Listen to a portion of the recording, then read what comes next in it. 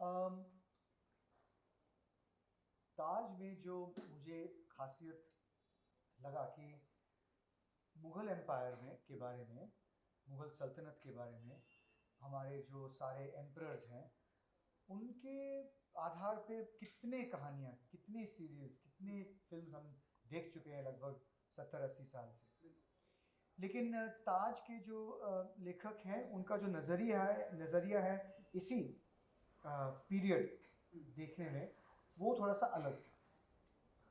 अकबर के बारे में कुछ चीज़ें हैं जो मुझे नहीं पता था।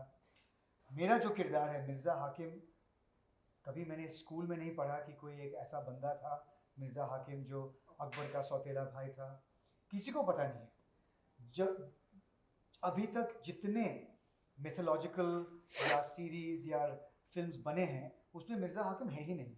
तो जब मुझे कहा गया कि they want you to play Mirza Hakim, मैंने कहा नहीं, कौन है वो, he'll be somebody very irrelevant। फिर जब मैंने पढ़ा उनका जो वर्जन है उसमें मिर्ज़ा हाकिम की अहमियत क्या है, how is he important to the story, फिर मुझे लगा कि ये जो पूरा सीरीज़ है उन्होंने लिखा है एक अलग पर्सपेक्टिव से। So that was very interesting. साथ में मुझे सुनने को मिला कि Naseer is going to play Akbar and there's going to be Sandhya Mridul and Aditi, and I said, okay, this sounds like a solid cast. So then of course I read the script, I read the episodes. उसके बाद मैंने फैसला किया। तो तजुर्बा जो था वहाँ से शुरू हुआ, and you know, character is very interesting. Mirza हाकिम का कैरेक्टर बहुत ही इंटरेस्टिंग है। आई एम श्योर हम बाद में बात करेंगे, लेकिन या this was how it started, इसलिए मेरा हाँ वहाँ से शुरू हुआ। एंड राहुल जी, कितना चैलेंजिंग होता है आपके लिए जब, जैसा कि आपने बताया कि मिर्ज़ा हाकिम के बारे में आपने कभी पढ़ा नहीं, आपको भी पता नहीं था, लेकिन जब इनके बारे में नॉलेज हुआ एंड कितना वर्कशॉप करना पड़ा आपको, एंड कितना डिफिकल्ट था, कितना इजी था राहुल जी को मिर्ज़ा हाकिम में हूबहू अपने आप को प्रेजेंट करना? ईजी डिफ़िकल्ट तब होता है जब आपको एक किरदार के बारे में ये बंदा ऐसा क्यों है उसका जब जवाब मिलता है फिर आपके लिए आसान हो जाता है। फिर जब आपको यकीन होता है कि हाँ यकीनन अगर मैं होता तो मैं भी ऐसा होता, जब आपको ये जवाब मिलता है सारी चीज़ें देखने के बाद, देन इट बिकम्स इजी। किरदार तब मुश्किल होता है जब डायरेक्टर आपको सही जवाब नहीं दे सकता है कि मैं इस सीन में ऐसा क्यों कर रहा हूँ। जब उसका जवाब नहीं मिलता है तो एक्टर बिल्कुल हिल जाता है कि मैं क्या करूँ यहाँ पे। तो किरदार के बारे में भी, व्हाई इज मिर्ज़ा हाकिम इनसिक्योर, जेलस, अग्रेसिव? क्योंकि वो एम्परर बनना चाहता है, क्योंकि अकबर एम्परर है, क्योंकि अकबर वो जानता है इंसान के तौर में उससे बेहतर है। ये सारे जो इनसिक्योरिटीज़ है और जेलसीज हैं वो मिर्ज़ा हाकिम में बस जाता है, और उसे सिर्फ चाहिए सत्ता, उसे सिर्फ चाहिए पावर। तो पावर के लिए मिर्ज़ा हाकिम कुछ भी करने के लिए तैयार है। अगर किसी ने मुझे ऐसा समझाया किसी किरदार को तो ईजी हो जाता है कि आपको इनसिक्योर होना है, आपको वायलेंट होना है, आपको अग्रेसिव होना है, आपको जेलस होना है। These feelings are very natural.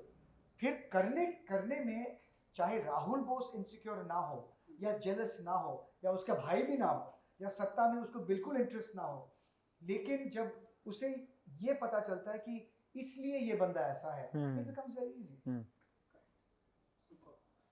Arshad ji, सबसे पहले तो कांग्रेचुलेशन, हम आपकी हिंदी डेब्यू शो कर सकते हैं?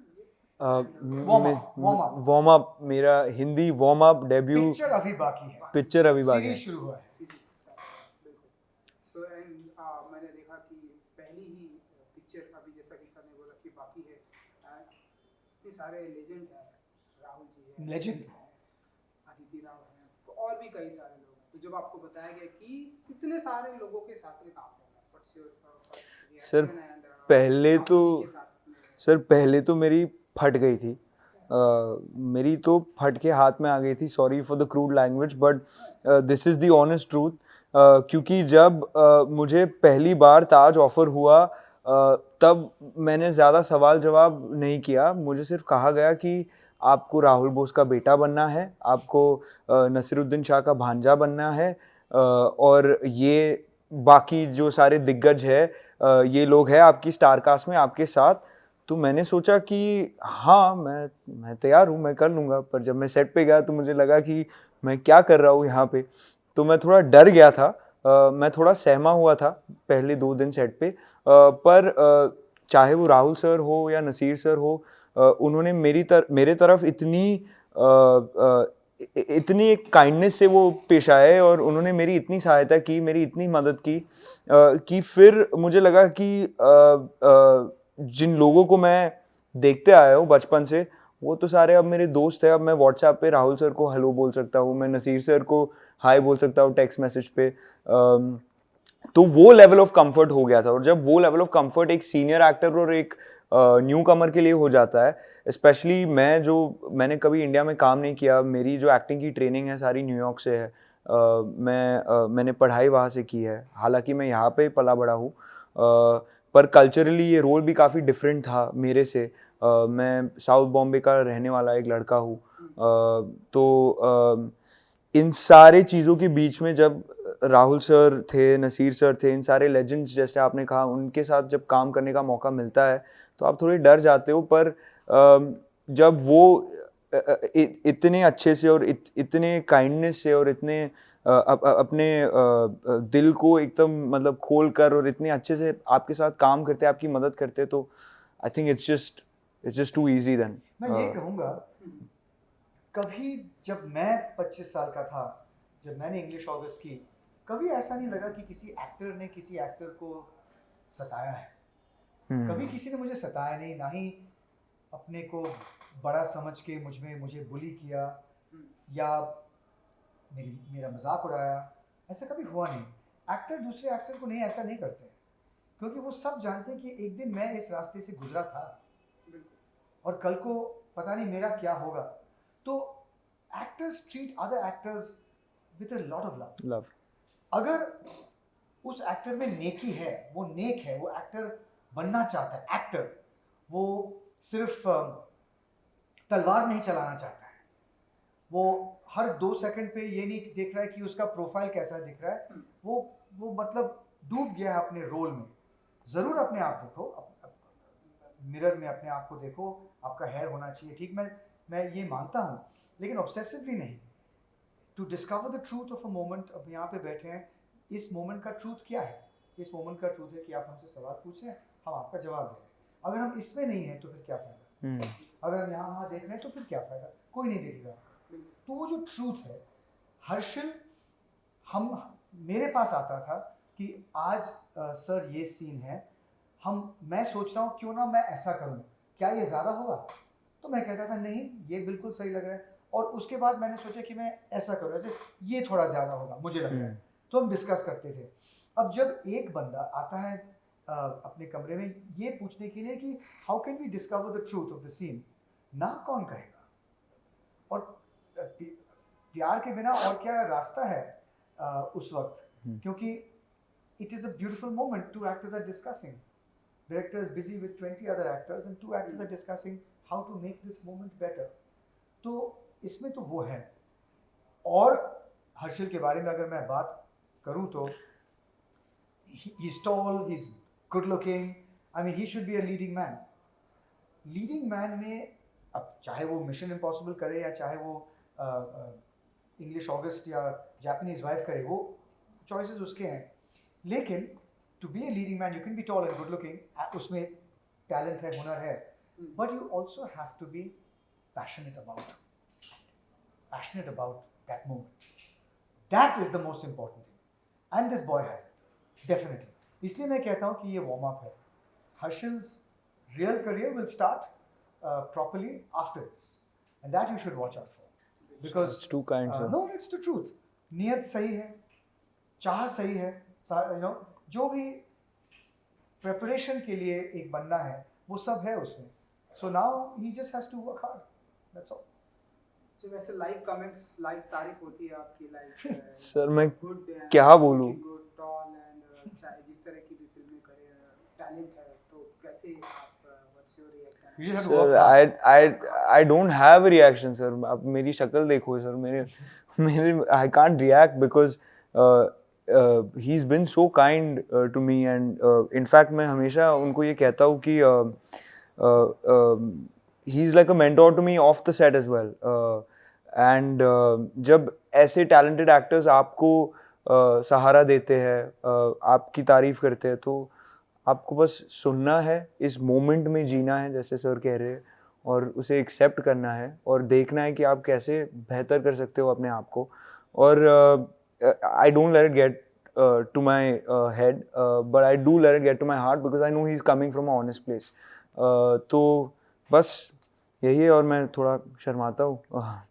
मेहनत तो सबको करना पड़ता है, चाहे आप डॉक्टर हो या सफाई करते हो या रग्बी खेलते हो या एक्टर हो, मेहनत तो सभी को करना पड़ता है. तो इसमें दो राय नहीं है. अगर कोई मेहनत नहीं करेगा तो शायद चंद घंटों के लिए उसकी किस्मत शायद जाग उठे, लेकिन 30 साल के लिए नहीं. You have to work and work and work, no matter how good you are. So that is the only thing that this boy should never forget. Nothing. If something comes easy, work harder. You should. That's the only thing I can only advice I can give. And Rahul ji, जो जिस तरह का आपका किरदार है मिर्जा हाकिम का, जो जैसा कि आपने ये बताया, हमें ट्रेलर में भी देखने को मिल रहा है कि उसे सिर्फ सत्ता की लालच है. एंड अगर मैं देखूँ तो आज वो हमारे टाइम से अभी तक चला आ रहा है. पॉलिटिकल पार्टीज को मैं देखूँ, जब इलेक्शन आता तो ऐसा लगता है इन्हें ही पार्टीज चाहिए, इन्हें ही जीत विक्ट्री चाहिए. तो मुझे ऐसा लगता है कि वो अभी भी कहीं ना कहीं चला है. तो कैसे देखते हैं आप इन सारी चीज़ों को? एंड देखिए, एक किस्म का एक इंसान है जो यश से फिदा होता है, फेम. एक किस्म का इंसान है जो सत्ते से बिल्कुल उसका लगाव होता है, पावर. और तीसरा इंसान ऐसा होता है जिसको पैसों से बहुत लगाव है. Wealth, power and fame, these are 3 greatest drivers of human ambition. कई में मिक्स होता है, मुझे थोड़े से पैसे, थोड़ा सा फेम, बहुत सा पावर. कई कहते हैं कि मुझे थोड़ा सा पावर लेकिन पैसा बहुत चाहिए. पैसे से जितना पावर मुझे मिलता है उससे मैं खुश हूँ. तो आपको बहुत जल्दी ये सोचना पड़ता है कि आपको इन तीनों में सबसे ज़्यादा आकर्षित कौन सा क्वालिटी करता है. जैसे अगर मुझसे पूछा जाए तो मैं I am interested most in being famous, in having fame, कि लोग मुझे देखकर कहेंगे कि he is a very good actor. ये मुझे चाहिए. मुझे पैसों से नहीं लगाव है, ना ही सत्ते से. तो मिर्ज़ा हाकिम जो है उसे यश या पैसों से कोई लगाव नहीं है. ही ओनली वॉन्ट्स पावर. और पावर के लिए अगर कल को कोई कहेगा कि पावर के लिए आपको नाचना है तो नाचने लगेगा. अगर कोई कहेगा कि पावर के लिए आपको अपनी बेटी को की कत्ल करना है, वो करेगा. वो पावर के लिए कुछ भी करेगा. तो एक आसान सा बन जाता है जब ये चाबी मिल जाता है उस लॉक का, कि इस कैरेक्टर का लॉक है जस्ट पावर. अगर आप कुछ कहोगे और मुझे आपसे कुछ चाहिए तो मैं सहमत हूँ, हाँ बिल्कुल बिल्कुल ठीक. ऐसे तो लोग हैं आज भी. आप बहुत से यहाँ पे भी जो लोग आपने कहा कि सत्य के लिए कुछ भी कर सकते हैं, अपना जो ट्यून है वो एक ही पार्टी में 3 घंटों में बदलते रहते हैं, depending on who is in front. That's people who are only interested in power. तो इसलिए मिर्ज़ा हाकिम का जो कैरेक्टर है उसे प्ले करने में मज़ा बहुत आया, क्योंकि नियत तो कभी सीधा नहीं है, टेढ़ा ही है नियत. तो उस नियत को जब टेढ़ा है उसको इंटरेस्टिंग कैसा बनाना, हाउ टू मेक हिम, क्योंकि बेटा है, 2 बेटे हैं जिससे वो बहुत प्यार करता है. अब किसने कहा कि जो सत्ते के लिए लालची है वो अपने बेटे से प्यार नहीं कर सकता है? किसने कहा? तो अगर आप उसको देखोगे बेटों के साथ, आपको लगेगा कि कितना अच्छा आदमी है, और फिर बाहर देखोगे तो कहेगा माय गॉड कितना कमीना आदमी है. तो ये जो डायकॉटमी है, ये इतिहास में सारे जो आप फिगर्स हैं सबके साथ आप ये डायकॉटमी आपको मिलता है. इसको प्ले करने में आपको थोड़ी सी गहराई में जाना पड़ता है. अगर आप नहीं जाओगे तो कोई कुछ कहेगा नहीं, लेकिन अगर आप जाओगे तो एक ना एक झलक मिल जाएगा कि यार इसमें वो भी था, तो ह्यूमन साइड. हाँ. और ये मैं हर्षल के बारे में, इसके किरदार के बारे में कहूँगा कि बेटे और बेटियां अपने माँ बाप को चुनते नहीं, तो ये फंस गया है मेरे साथ। मैं 100% evil, 100% violent, 100% insecure, jealous हूँ। लड़का नहीं है, लड़के में गुण हैं, लेकिन वो गुण प्रकट करने के लिए उसे हौसला चाहिए ना कि बाप कैसा है। ये भी आपने देखा है आधुनिक तौर में काफ़ी बेटे हैं जो अपने अपने बाप से अच्छे हैं, लेकिन हिम्मत नहीं है, वो फंस गए वहाँ पे। तो ये फंसा हुआ है, और इन हर्षल को कास्ट करने में उन्होंने बहुत सही किया, क्योंकि हर्षल का जो फेस है और जो दिल है वो साफ है। इस इंटरव्यू में भी आपको पता लगेगा कि ये लड़का अच्छा लड़का है, इसकी नीयत अच्छी है, इज अ नाइस बॉय। अब nice boy with a bad father is very interesting. ये बहुत इंटरेस्टिंग होने वाला है। आई थिंक आपके डैडी बने हैं, तो कुछ बताना चाहेंगे आप कि किस तरह के डैडी? सर दुनिया में किसी को इनके जैसा डैडी ऑन स्क्रीन तो ना मिले और ऑफ स्क्रीन भी ना मिले। I want to just go out and say that he would make a terrific off-screen father, but sir, you're the worst on-screen father. At least in the recent past, अगर आपने sir की show देखी हो Eternally Confused and Eager for Love, उसमें उन्होंने मेरे दोस्त विहान के साथ काम किया है, जहाँ वो उनके फादर बने हैं और अब वो मेरे फादर बने हैं, और दोनों शोज में इतने खराब फादर बने वो कि मैं क्या कहूँ। But yeah, so very fortunate to have you as a off-screen daddy, but not as an on-screen daddy. No, it was a pleasure. It was a real pleasure. We should work again. Lastly Rahul ji, एक आखिरी सवाल ये है कि जिस तरह से ये हिस्ट्री पर ये शो है, हिस्ट्री पर ये सीरीज है, एंड अब हम देख रहे हैं कि क्योंकि आप हैं सारे मुद्दों पर बातें करते हैं, बहुत आसानी से बातें करते हैं, इसलिए मैं आपसे जानना चाहूँगा कि प्रेजेंट टाइम में हम ऐसा देख रहे हैं कि हिस्टोरिकल जो नेम है वो चेंज किए जा रहे हैं। आपने इलाहाबाद को देखा होगा, प्रयागराज, लखनऊ का भी नाम।